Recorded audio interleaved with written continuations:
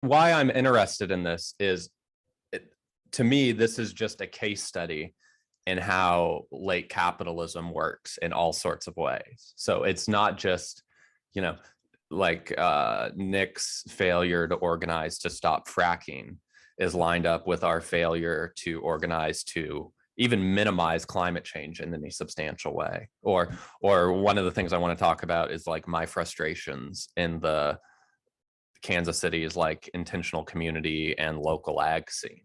I think it's basically a barely mitigated shit show for basically the same reasons. And that's what I think we're here to talk about today.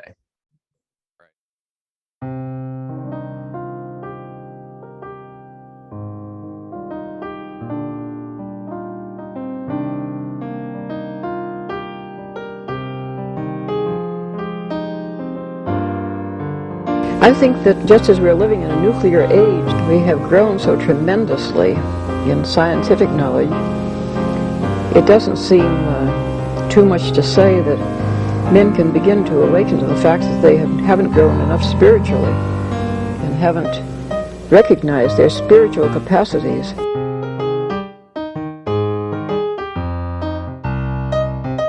Once something like eating is death, then you've struck at the very heart of life. The enemy of the older radical theories may have been the ruling class, but today the stakes of whether we will reform ourselves into a new kind of human being, a new kind of society, whether we will find selves worth being, the stakes of it are simply life itself.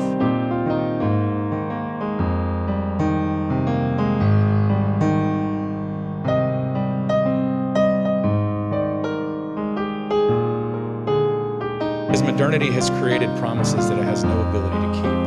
What this means is that we're a society of disembedded individuals, stuck in the impossible situation of being alone together. And what was understood as emancipation has proved to be a form of isolation. It is important to understand that what I am telling you is not simply a cultural history.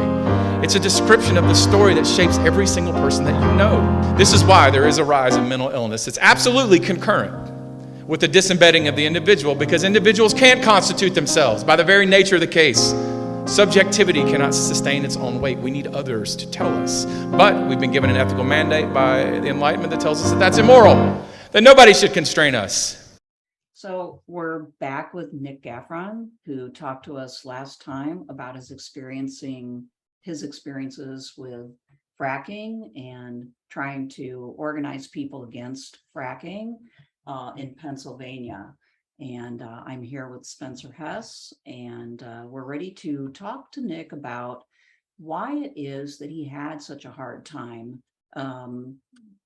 organizing people or helping to organize people against what was an obvious threat to their own way of life and their own well-being.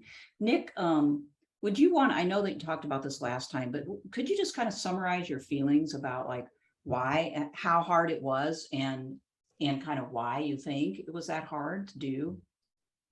Well, we really delved in full force over the course of many long months. It consumed our lives, acquiring all the information and attempting to disseminate that information to the people around us. In our local area and outside of our local area. We felt it was the most important thing to show people what this process is. We're so sure that the information that we gave them on all the damage that is done by fracking and the ways you're manipulated into it and the ways that, you're promised, this money, and it's not nearly as much money as it should be, or even if you get a good amount of money, like it's just nothing compared to what you're giving up, and definitely nothing compared to the cost on the environment. So we just really wanted to believe that just putting all this information out there while we were also working on the legal routes would get people to rally behind this cause. And after any of our talks or meetings, we'd go around and we'd do these PowerPoints, or we'd go to these community events and talk to people. People would always be enthusiastic. We didn't run into a lot of people that were adamantly against or adamantly for fracking. We didn't hit a ton of resistance, outwardly, or aggressive resistance, but people would always say oh, that's so good, this is so informative, I can't believe it does all this, and we'd point them towards other resources as well to have more information and confirm these things, and we'd really put all that knowledge in people's hands, and then they would just not ever show up when it mattered, or just ever again, they were appreciative in the moment, or they liked what happened at the moment. And it's interesting that they would show up to the talk, we would put out flyers and advertise things, and we had obviously these Facebook groups, and we would link up with other things and get the word out, and people would come to the talks. But then at the town hall meetings, we were the only ones there. However many of us, maybe not even half of the group of 4 people, we're talking maybe 6 people would show up. And so in these meetings, you're allowed very little time. It's only in the questions at the back after they've discussed everything are you really allowed to say anything. And then it's not enough time to explain why this is not good or why they should do more research into anything, and they seemingly don't want to hear you anyway. And so when there's just not they're looking out on 6 people in the crowd, and then maybe a handful of others who just come to these community meetings, sitting there doing their knitting or whatever, and that to them isn't any sort of opposition to this, there's no interest in stopping any of this, and they're being offered money, and so why would they? So why exactly people would show up to get the information, and then once they had the information, that was enough for them? I think they would probably just go and tell their friends and family this thing that they heard, and think that was some sort of active protest. Did you kind of give a call to action at the end of your educational talks? Now we want you to show up for this town hall meeting, right? Right there. Oh, absolutely. Mm-hmm. Yeah. We would always encourage people. We would say, hey, North Huntington is having a meeting on this in 2 weeks. If you could show up there, that'd be great. Mm-hmm. And people, oh yeah, we'll be there. Right. And, to go to a meeting is not a huge expenditure of your time or effort, just to go to a town hall meeting or city council meeting or something like that. But you weren't even able to get people to show up to that, even though it sounds like they resonated with your message and were sympathetic. So, this is a huge question, right? A huge puzzle. Why is it so hard to get people to actually do something? And that's not even all that much. It's just going to a meeting. That is what really surprised me, because those town hall meetings were the only place that anybody, just as a people speaking out against it without taking any legal action, that would be the place that the people could say, we don't want this. And they would just fail to do that. Now, with other protests and doing civil disobedience and that sort of thing, you're going up against the state and there's police there and you could be arrested and have a permanent record, and there might be consequences to your protesting. But this is not that, maybe on some level there is some concern that showing up and making noise would shine a spotlight on you, and maybe a lot of people want to avoid that spotlight. They want to vote behind closed doors. But it's when the destructive nature of things is actively happening, it a vote takes too long. In the time we were fighting this, they had already done the fracking. Mm-hmm. Right. Yeah, I remember one of the things that I remember from our talk that just really shocked me last time was that you guys didn't even know that they had already done the fracking because they'd been fracking so far out from where they were. They'd literally gone under a river or something like that, and they fracked an area that I guess on the surface you couldn't even see, and you weren't informed of that and didn't Nope. even know that going in. I mean, that's totally, that's a whole nother issue of just like deception and stuff. But you know, to like say to people, we just want you to exercise your already pre-existing democratic right to show up at this meeting and say, you know, what you think or support our position it shouldn't be all that scary. But I wonder how many people are literally intimidated or just, well, I mean, there's probably laziness is a factor, not wanting to go to a meeting, but I don't know, like, this is the problem of organizing people. On the left, we're talking about on the left, or at least on issues that are not. Although I'd say in any kind of radical way. Yeah, well, the right seems to be able to organize pretty effectively. But do they? Well, all right. What are you thinking? What are you thinking? Because I'm thinking, yes, they do. Why? What have they done? They got a president elected. And what did he do? Well, like that's a whole nother, yeah, like nothing great, but Even by their standards, what did he do? good question.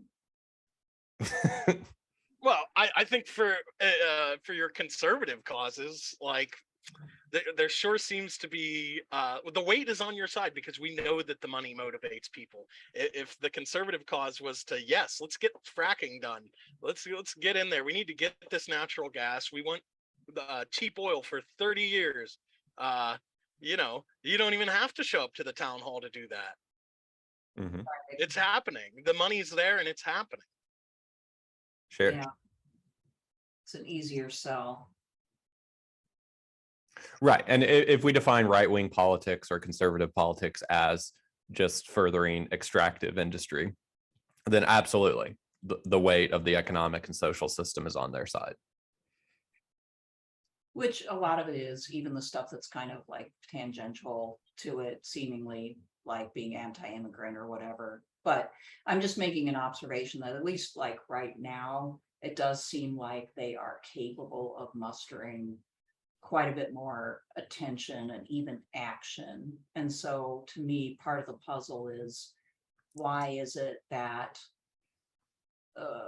the resistance to capital, or the pushback, why is that having such a harder time of organizing? Why is it that various like laudable causes like environmental protection is not nearly as easy as sell? And I guess I would argue like the answer is obviously because under capitalism, we incentivize stuff that's going to extract resources and allow commodities to circulate. And as soon as you're trying to preserve the environment, you're doing something that is like primarily negative, in the sense of we're saying like, no, let's keep, it's really a conservative argument. Let's keep the park the way it is. Let's not mine it. Well, then that's not going to generate resources. It's not going to generate revenue unless the plan is, well, let's turn it into like a permaculture orchard or something. In which case, then you're trying to do something positive, but then it's like, okay, well, how are you going to raise the money to plant these trees? And then where's the labor going to come from to allow those commodities to circulate? I mean, you want to talk about your own experience regarding this at all? I know this is kind of a sore spot for you, but like, are you up for that, Spencer? Sure. I mean, I think both Nik and I are, and we're connected because we are both in the local Kansas City ag scene. And actually, Nik, in brief, do you want to describe your experiences as it relates to these topics first? Sure. There was a prominent local agriculture group here in Kansas City that had a fairly strong internet presence many years ago. And a friend of mine and I saw all these exciting things. They were teaching how to make soap and how to grow mushrooms, and they were showing how interesting their community is and how much momentum they had and all these good things they were doing. And I think we were both instantly sold on that idea. You know, we're like, here's these people that are taking people, you know, fresh out of prison or recovering addicts, and they're giving them some purpose in life and giving them community. And, you know, just look at all this good urban agriculture that they're doing. And so we were instantly sold on the idea. We wanted to combine our cycling nonprofit with their agriculture and their youth outreach, and kind of meld these things together. So, and kind of have things. I was living in Portland at the time. The idea was like, we would borrow some of their ideas. We would have, after our bicycle rides, we'd do a little agriculture, like in some raised beds. We would do some composting. We had some chickens for a little bit, you know, like just little things. And like what we would bring here was a cycling program, and we really wanted to network with them. So after some back and forth over the course of a few years, we bought a few houses here. We bought a big bus to bring cycling equipment here. And we sort of did. I ended up just like coming here and integrating full time. I became a construction foreman for this group. And when I first got here, there was a thriving community. There was interns, college age interns in the summers. There was volunteers every weekend. Like some were regulars. Like there was a good handful of people that just showed up every weekend. And then there was like, you know, people would kind of come and go. Sometimes you'd see the same faces, like, you know, every other month or so, you know. And there was like a whole community built around that, like lots of people that had interest in this sort of thing. But things would get kind of hairy, like as we tried to like expand any of our ideas, or if anybody had anything to say that was outside of the leader's scope, it was really dismissed. People were kind of like pushed out of things. So it's really a case where there was interest and there was people that wanted to show up and do the good thing, but they couldn't be properly supported. There was lots of clash about how things should be managed. And then I would certainly say that COVID really did a number on things, along with some failures of the leadership. They kind of just brought things apart. And I think like a lot of the other places that we have networked with over the years, you see that they have a lot of the same problems, and a lot of them are financial problems, because how do you turn a profit on any of this? Like, how do you keep things going? How do you keep paying people without like maybe doing some things that are away from the scope of what you're trying to do, right? So like, we wanted to have a successful like market garden greenhouse sort of situation, but we couldn't fund this without doing Airbnb and kind of causing some gentrification. So if we're supposed to be for the community, like, is Airbnb good for the community? I think that's pretty debatable. So you would just have things like that, like capital was in the way of the community, even in our most successful times.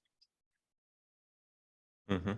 And I would say even in the more successful times, it was still heavily limiting the quality of the workers that would come around and especially stay around, you know. And that's why so many of these, like this is one example, but it's a pretty ubiquitous thing.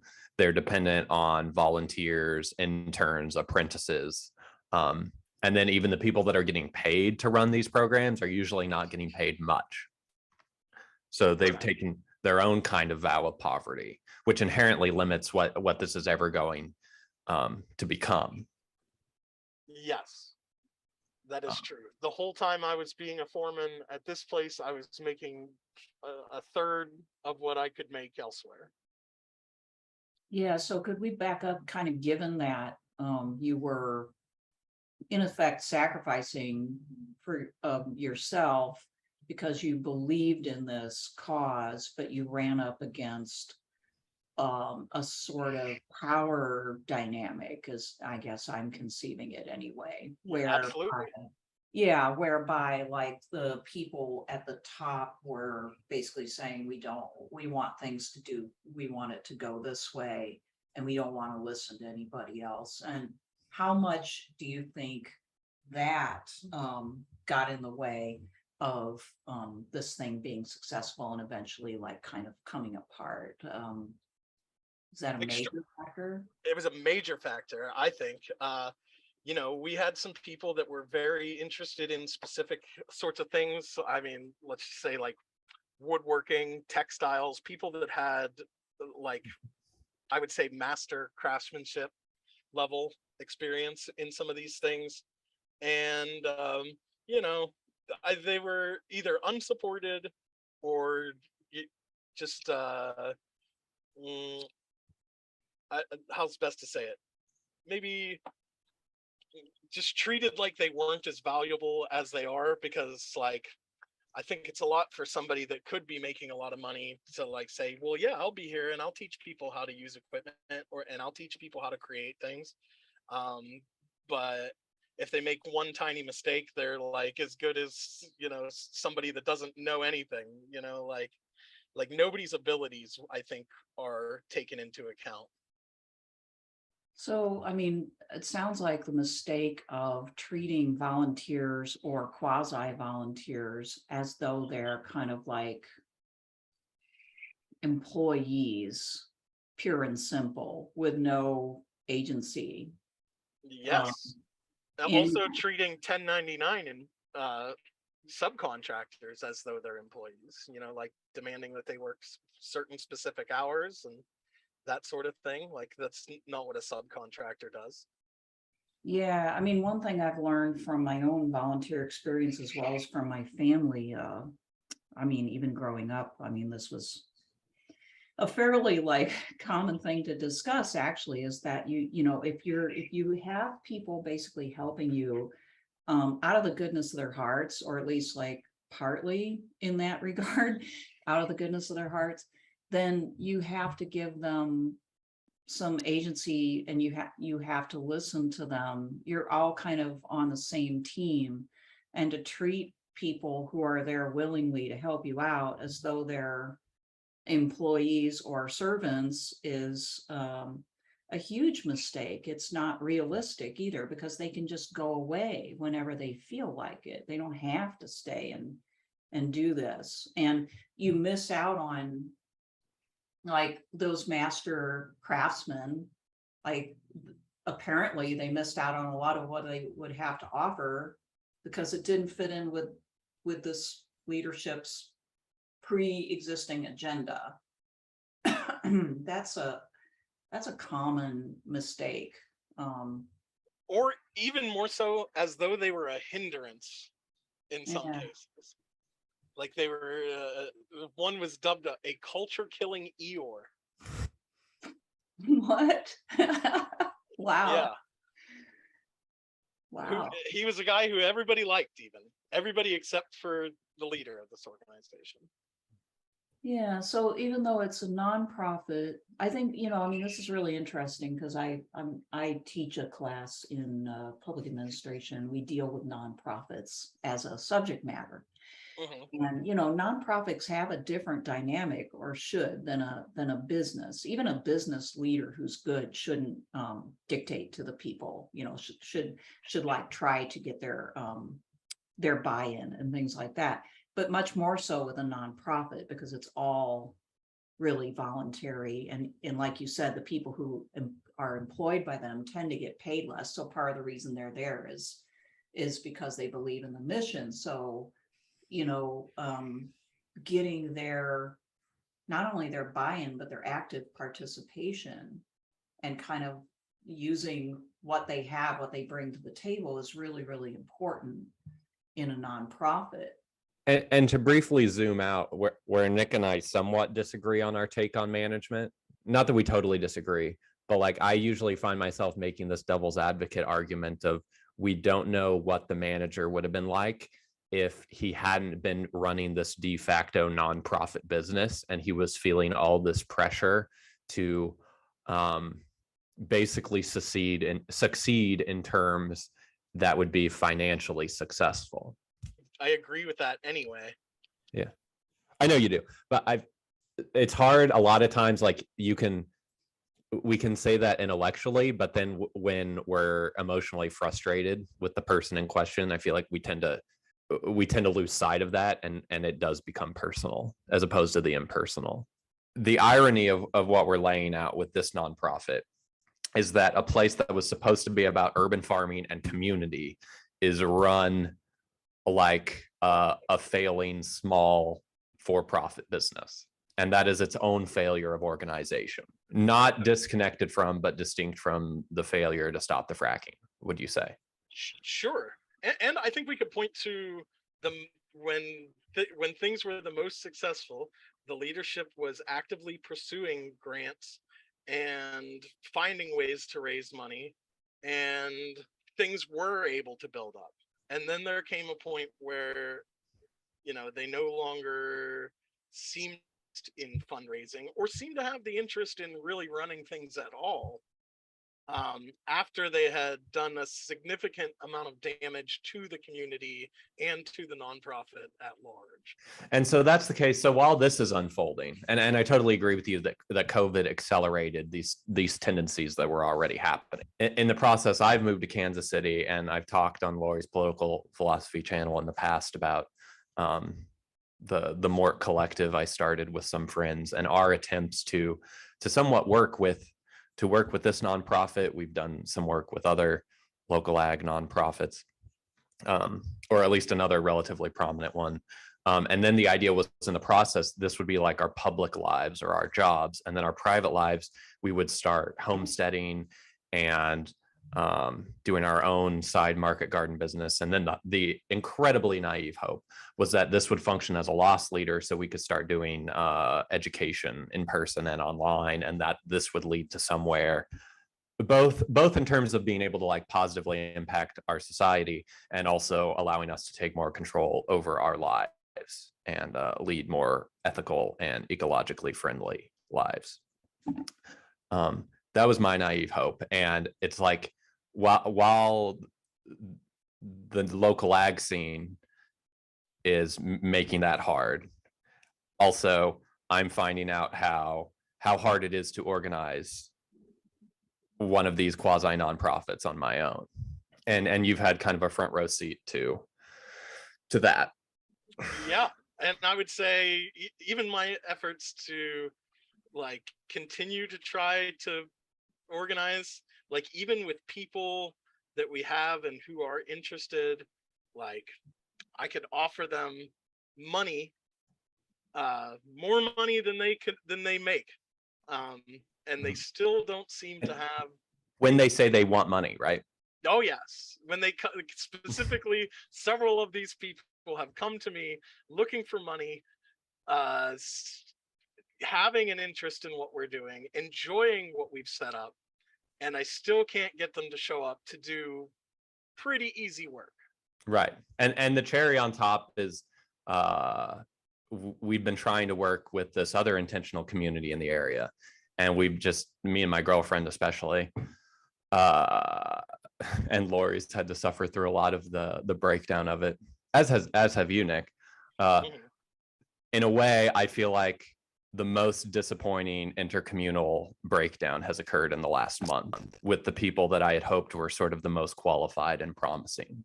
I almost feel, I understand, like I never have, why, like, people that it's a stereotype, like you've gone to prison and you come out with like a face tat that says trust nobody. I understand it now. Like that's kind of how I feel like. Like, can you do anything with anyone?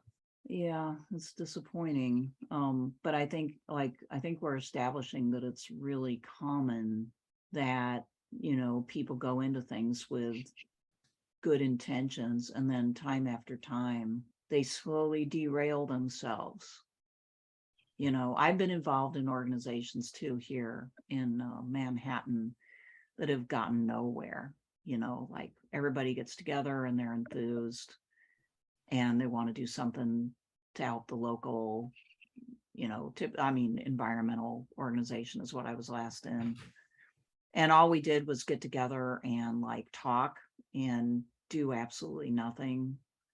And interpersonal breakdowns started before we even got to doing anything, you know, personality conflicts and such. Like Nik talks about how they wanted to, like, they were like, well, we need to get t-shirts, we need to make posters, and we need to do this, and we need to do that. And, you know, people treat these activities as though it's kind of like a space for their self-actualization and their personal development and things like that, rather than a goal that's beyond them. I mean, here's the thing: is like with all these different organizations, like you can't just point to just one thing. Like you could look at some things and you could say, well, there's a lack of motivation among the people that should be helping this, even if they're like their ideologies align with this thing, you know. Or you could say like, well, the leadership, you know, didn't do enough things to like actively seek funding in another case. You know, like there's just so many factors about why these things fail that it's like there's no one thing that you can point to. Like you always have this problem of scale. You know, if you're trying to like move up and outreach to more people, well, you need more people and you need more resources to do that, you know. So like really that's what it's all about, getting the people together and having the resources to sustain it. But there's like too many factors that can just bring that all down so easily, where it's like, even if you're just like trying to get a group of people together to do something as simple as show up at a meeting, like all you had to do is drive there and be seen there, you know. Like you still got to wonder why we couldn't get there. Right. And then I really want to, along those lines, I want to dwell on that, on the image you've laid out with the fracking, because the more I think about it, the more I think maybe this is what we've been encountering in Kansas City.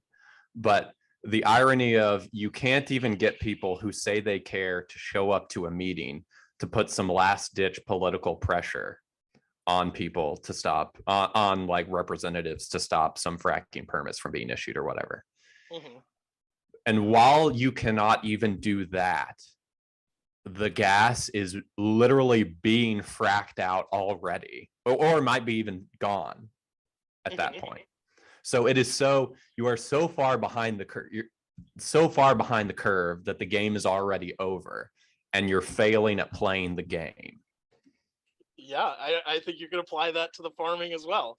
Like there's not a good resource for you to get your product into people's hands because nobody can afford what it costs to have organic local produce. Mm-hmm.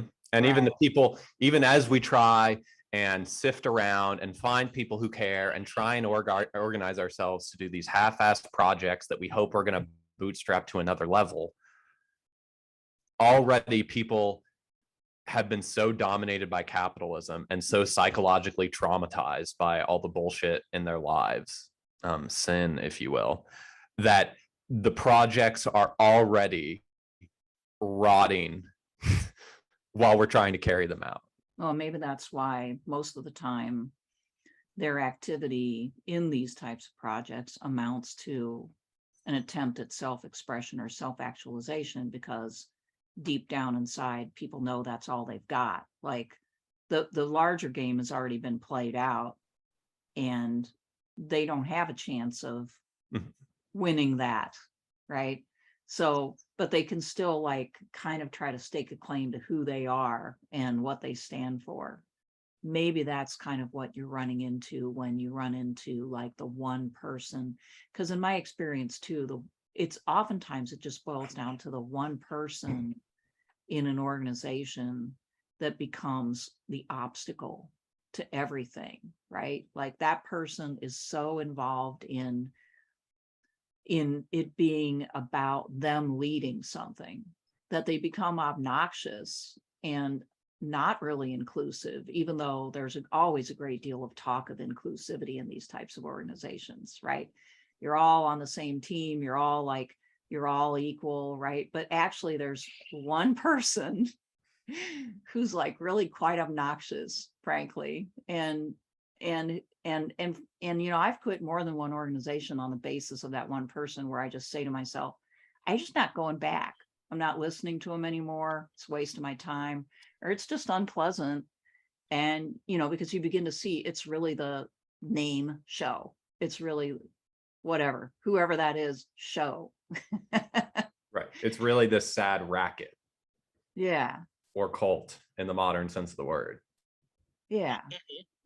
And instead of a stepping stone for the positive change you desperately want. But sorry, go ahead, Nik. I think we can apply that to both of the places that we're referring to in this conversation. That there is one person who's makes it so difficult to do the things that are required to do that it makes everyone else lose hope in this situation. Though there's also kind of an opposite thing. Before Spencer arrived, there were like just a couple months before that, there was a time where I was on the campus and there was nobody. And I was like going about my day and I was doing things. And I remember just like walking down the sidewalk and just like how quiet it was. I walked into one of our buildings where there would normally be, you'd be smelling the smell of the laser printer going. Somebody was making some sort of craft in there. Or, there'd be somebody doing something in the greenhouse, and you would just run into people. And then there was all of a sudden, there was just nobody. And I was like, man, this isn't much of a community if I'm just here bumbling about by myself, And that was the first time that happened, and there's been periods like that again. And we're kind of in one right now where there's just nothing going on. There's nothing for anybody to have an interest in. And we're just kind of bumbling about doing the day-to-day, like just the maintenance sort of things that need done, because there's nothing left. There is no community. There's no projects really to happen. And it's just like, we're just maintaining this area that we've kind of gentrified. Wow. So there's no programming. No programming at all. There's no youth outreach. There's no community outreach. Wow. Like Yeah, kind of the core, as I remember from visiting a few times, was the youth outreach, like having the youth show up and learn about urban farming and just take a tour and maybe do some voluntary cleanup and things like that. That was kind of like the thing that happened all the time. And yeah, now, it was great. Yeah. COVID is what killed the youth outreach for sure. But then by the time it came that like we could have youth outreach again, there was some political things going on. And the leader of the organization had kind of ostracized himself. And there was just no way to bring that back. So like it's come to the point where we got to wonder what are we even maintaining? And I think personally I've lost all the interest, because it's like we're not doing anything anymore. We're not helping anybody. We're not making this community nicer. The community is nicer. They put new sidewalks in. The housing market has gone through the roof. Like it's the very first time I was through here, I was like, man, this is a rough neighborhood. And when I first moved here, I was like, holy cow, here's some junkie hauling a hot water tank down to the scrapyard. Like there was just crime everywhere and it was crazy. Well, now it's, the neighborhood can still have some weird stuff going on. It's an inner city neighborhood, but it's like, it's so much nicer than what it was. There's a part of me that says, oh, mission accomplished in a way, but also like, well, all the youth programming is gone, the community is gone, and like we're left with just maintaining properties. But maybe that's we've talked in past episodes about the abstract domination of capital and how that drives a lot. And my sense would be the equivalent of the fracking, Chevron already drank your milkshake, is okay, you were this cute nonprofit, you did some things, and now in an area where houses used to sell for 10 to 40 grand, now vacant lots sell for 10 to 40 grand. Mm-hmm. And relationships have been blown up. Some people have been politically radicalized. Other people are burned out. And now it's prepped for the artists to move in. And then give it another few decades, and then the young professionals will move in. And mission accomplished. Yeah. Yeah, you get that feeling of mission accomplished when you're just like, oh, it's really nice. Even though the It's clean. nonprofit you guys have worked at didn't have much to do with accomplishing the mission, right? Well, because the mission was impossible. The mission, to put it in these analogous fracking terms, the mission was stop the fracking. That's not going to happen. Mm-hmm. Or in this neighborhood, I would say like the neighbors kind of keyed off of things that we were doing too. Like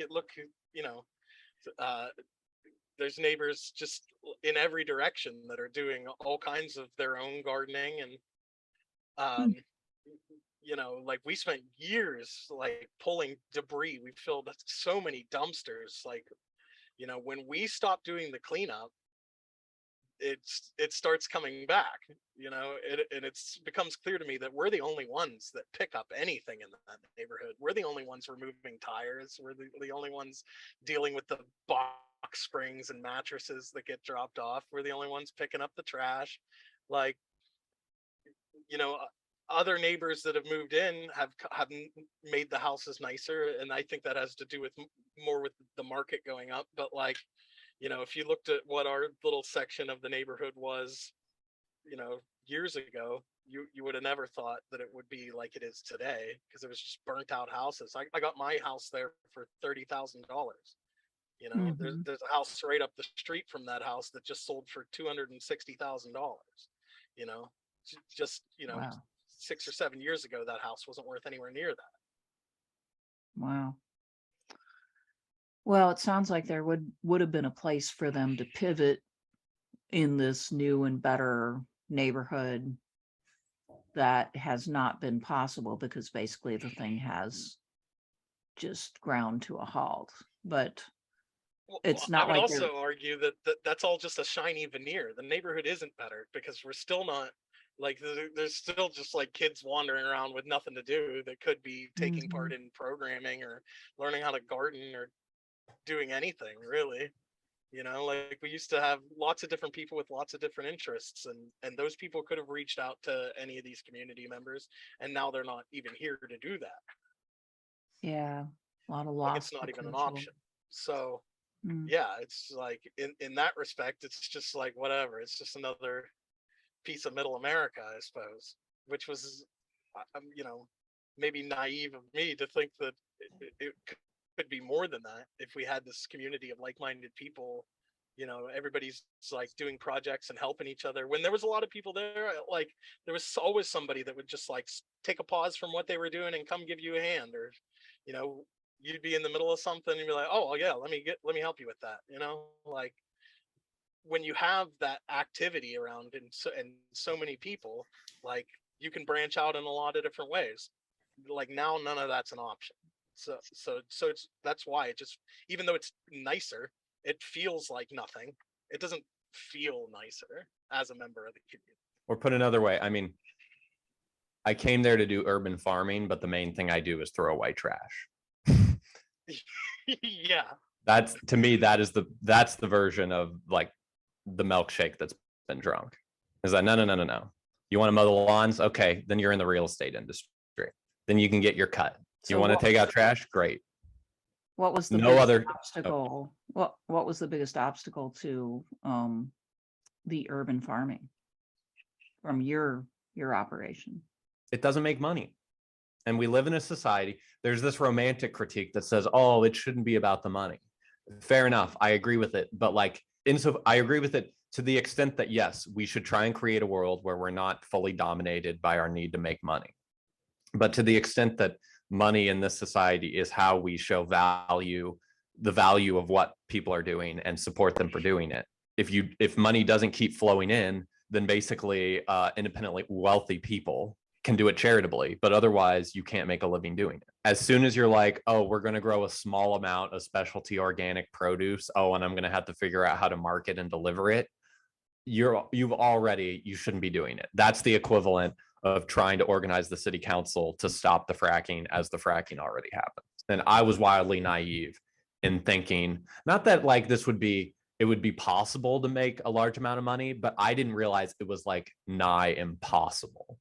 And that therefore it couldn't be a way to bootstrap us or be a loss leader to more lucrative opportunities and more fulfilling communal arrangements. Because I'm sure you did your share of like talking to well-meaning people who totally were on board with the idea that local organic agriculture is better.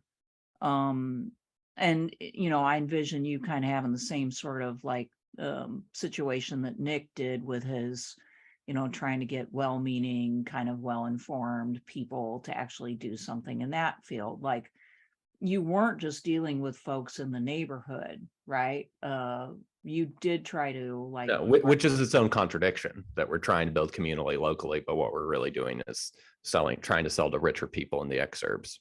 But yeah, well, a lot of those people in the exurbs would like say, yeah, I'm totally on board with organic local agriculture. I think it's great. Yeah. So like in your experience, what do you encounter when you actually deal with those people? The first thing that pops into my head is, what's the name of that restaurant that claims to be all local organic? Because they want to market themselves that way. They want to charge those kinds of prices. But if you actually knew what their suppliers were, you would see that it is not as local or organic as they claim it to be. Yeah. Although to clarify, nobody can afford it. As far as I know, they are all organic. It's just industrial organic, and they're not going to support local stuff. Ah, sure. Yeah. And like a lot of the old heads like Elliot Coleman would say, just because you see a USDA organic label on something doesn't mean that they haven't hollowed out the definitions at the federal level of what counts as USDA organic. So this is a restaurant who like gets customers on the basis of being ethically like super responsible. Vegan is kind of the shtick. Yeah, okay. And puts itself up as supporting local agriculture. So see, I don't know that they exactly make that latter claim, but maybe this gets to your point. The fact that you can market yourself as vegan and clean and progressive and minimalist, and yet our local lettuce is allegedly too expensive. Yeah, because I know if I went to a restaurant like that here in Manhattan that had that kind of vibe, I would probably have envisioned in my mind anyway that they would have been sourcing their stuff from the 10 to 15 like local farmers in the area for the freshest and most ethical strategy for getting their ingredients. That would have just kind of come with obviously that's an expectation I should get rid of in my head, but like that's probably what a lot of people going to a restaurant like that would expect. And that's why it's the vibe, as the kids say. It's greenwashing. And it's I think a word that can encompass everything we've talked about in this podcast and the last with Nik is superficial. Like what seems to be happening on the surface, or what we think we're trying to accomplish, is not what's actually happening. So you're there to serve people's like sense of conscience, like to that's what I've had to accept. Yeah, that at best I'm like an artist or some sort of poorly paid therapist that can allow privileged people to indulge in false delusions about who they actually are and what they're actually doing. I've got an idea for a business model. Mm-hmm. You like create a subscription for $50 bags of lettuce that you deliver once a month with a label that says locally grown and organic, right? And well, you might have to like, I don't know, once a month would do, because then they would be able to say that they had bought and served local lettuce, and you wouldn't have to make a ton of deliveries. I wonder how many of those you could sell. Well, a number of restaurants also make that move too. Even a number of restaurants that we sell to are mixing our lettuce with other lettuces and then calling it local lettuce. And I don't want to complain, because these are the rare few that buy it all. That's where my bar's at. But even still, even if we could fully sell out of our lettuce, the problem is we don't have enough lettuce to sell. That we're at a small enough scale where it cannot work. If the point is to have stable and consistent and respectable revenue that will incentivize responsible and reliable and dedicated people to keep producing the lettuce, it does not make sense. It has to be maintained by like me and my girlfriend and our relative privilege and our insanity about trying to accomplish what is probably unaccomplishable. I know a lot of like people who make good money and who do vibe with local organic agriculture, but who still cannot quite deal with two things. One, being kind of told this is what you're going to eat on like at any given month of the year. And number two, and maybe more important, is just like the difference between the local price and the like cheap grocery store price. Mm-hmm. And I think there's no getting around that those two things, they're hard when you're like used to basically you're in bargain shopping mode all the time, But you're talking about like well-educated and privileged professionals. Exactly. People who could well afford paying double for their groceries, but they don't want to, like people in this country are trained to feel they're spending a shit ton of money, pardon my French, but on all sorts of things they don't need. But at the same time, they want to feel really good about getting a bargain on, especially it seems like stuff that they actually need, like the essentials of life. They're bargain hunters.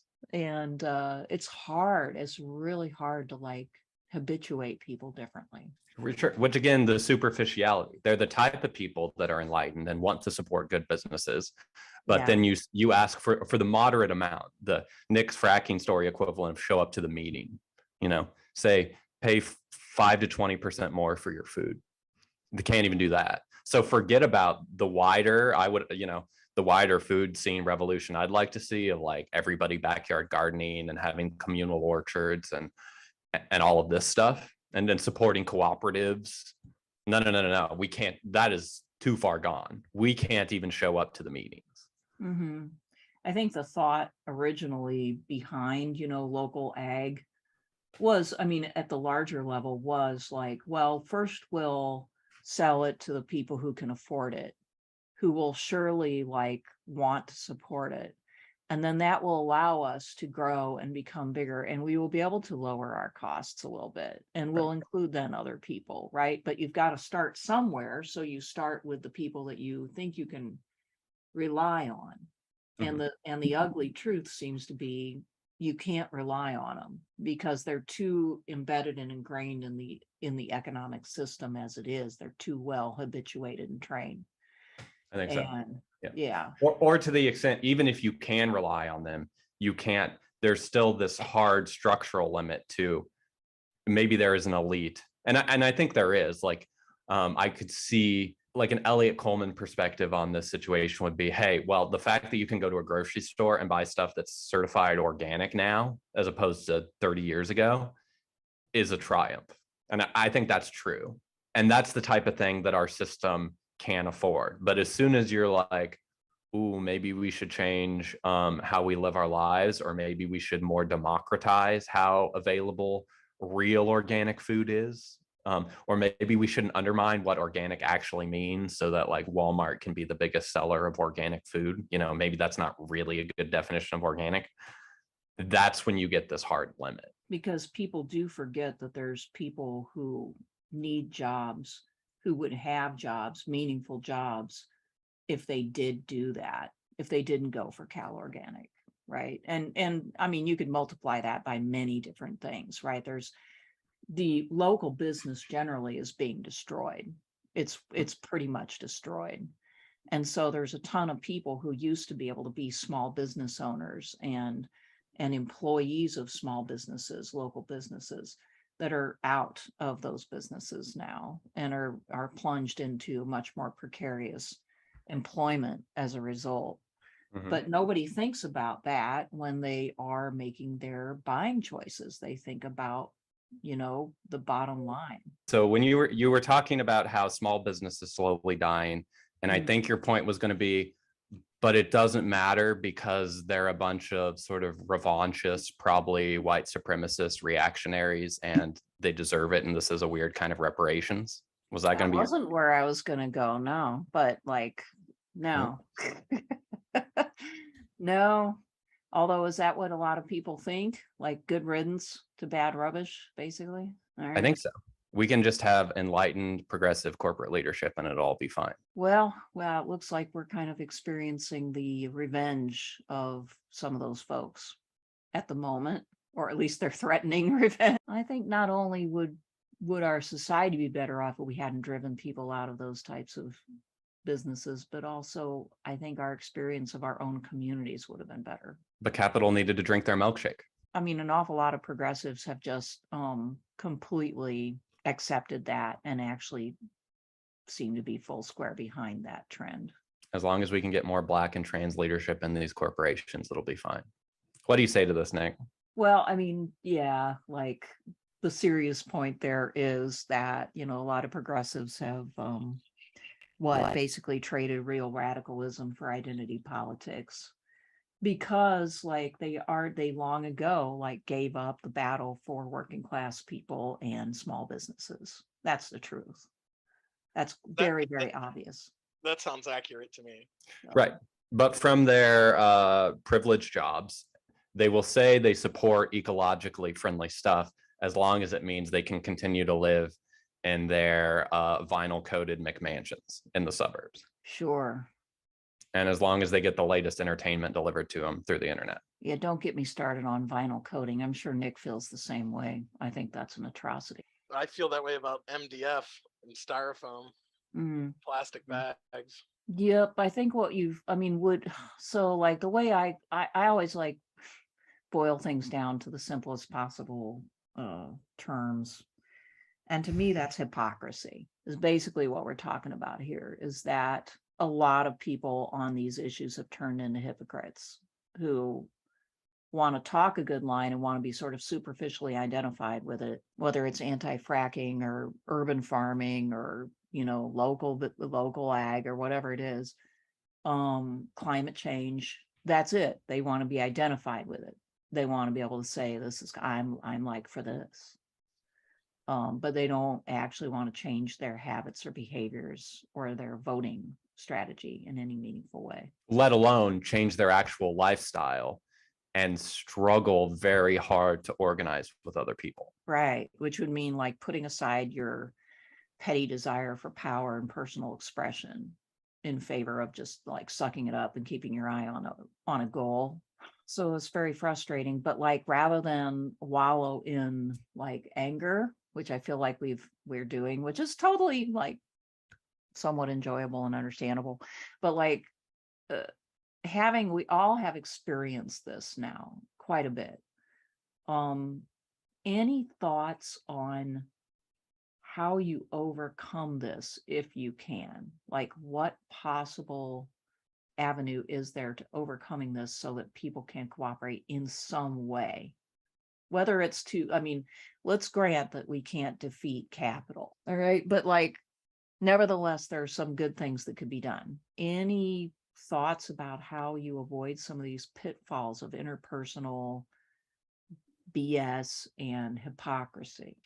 I think that a lot of people that would have the motivation to keep fighting these so disillusioned, the amount of resistance that they get from the other side of their cause, like be it the government by whatever means, but like and the lack of passion for the people that they're fighting for, that like most people that have the ambition to like continue fighting causes in the name of the environment, I feel like tired of it. They can't do it anymore.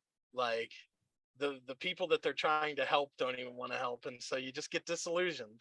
You just say like, what am I even doing this for? And you drop out. You know, I think there's a part of everybody that has knowledge about what's going on in the world, wishes they could just become ignorant and enjoy the bliss and maybe just meld right back in. But the problem is that once you know something, you can't unknow it. And so, like, the the best thing you can do is to just continue your education, continue sharing your education with other people, and doing whatever it is that you can do. Because, like, other than that, you're just flailing without purpose. And, you know, like, what good is that to you? What good is that to anyone? Well, I mean, that's a decent point. What else are you going to do? Because you don't want to just sort of wave the white flag entirely. The only thing I have to offer is I think that you have to go into these situations assuming that there's a great potential for it to turn into a shit show rather than being surprised by that, right? Like, you need to go into it assuming that it probably is going to try to turn into that, and that maybe ground rules need to be established pretty early in the game of interpersonal interaction and what really are our goals, and is everybody really on board with these actions? If you're not, get out. Like, there needs to be some more structure, and like going into things a little bit more cynicism, so that maybe some of these organizations and groups would have a better chance of surviving themselves to get to some sort of goal. Because I think a lot of us, we go into these, I know I have, thinking, oh my gosh, I'm finally in friendly territory. Everybody here agrees, like we all are on the same page. And then what you find out is that agreement is pretty superficial, as we've discussed, but the interpersonal stuff and the ambitions and the desire for belonging and the desire for acceptance and for like self-expression and all these other things that you never even anticipated, they come out, you know, and now you're like, what am I even dealing with? Right. So by the time you figure it out, like, you just want to get out of there and walk away. I think from now on, you got to go into situations realizing that you're dealing with extremely flawed people, including yourself, of course, and that therefore extra precautions have to be taken so that it doesn't automatically turn into a shit show. That's my contribution. But here's my pushback to this. So I'm thinking of this latest fiasco of like communication breakdown. I thought I had come in with limited expectations. I thought I was being sober. Because I thought we had a baseline of agreement and mutual understanding that we could basically be reasonable and actually talk to each other. Yeah, right. And what I learned was that no, we don't even have that. I thought there was still gas under the ground to protect, but actually the whole thing has been dead from the beginning. Well, and the only thing I would say is, like, that's 2 years down the road, right? So what I'm proposing is right from the start, right, 2 years ago-ish, like, or whenever that association really started, maybe not assume, and I would have thought that you could assume certain things too, right? But like, maybe don't assume. Well, I think I did. Yeah, right.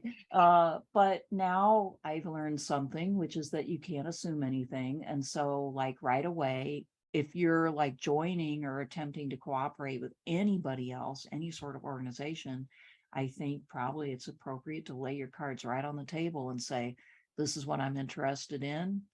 This is, you know, who I am. This is how I want to interact. You know, let's sit down and talk about this and see if we can come up with a comfortable way to do it. Now, the people on the other end of that treatment might feel a little bit weird, like, why are we having this intense talk right now? So what? You know, like, I don't, because I wouldn't want to like have another 2 years go by and find out again that, you know, what we're dealing with is impossible to work with. I don't know. What do you think, Nik? I think even if you feel like you're banging your head against the wall, at least you've got the wall. And I don't think you would be happy just staring at the wall without trying to climb it. Well, if you'd have gone into the fracking activism really aware that probably most of the people that you were working with were not serious and wouldn't ultimately not do anything, would you have done anything differently? Yeah. I mean, I certainly would have just cut out a lot of these people and said, you know what, why don't we just do what we're doing? Why don't we go talk to these other organizations that we communicated with? Why don't we just like go the legal route and not mess with making this stupid ass parade float? Okay. You know, Yeah. like nobody wanted to sit there for 10 hours making little tissue roses. That was insane. What good Wow, did it you do? did that. Like-minded but useless. Like-minded but useless. And I think that's true. Every organization I've participated in since, there's a lot of people that are like-minded, but they don't have it.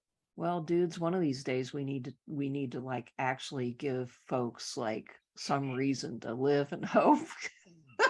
I know this is some rough shit. Today is not the day. Yeah.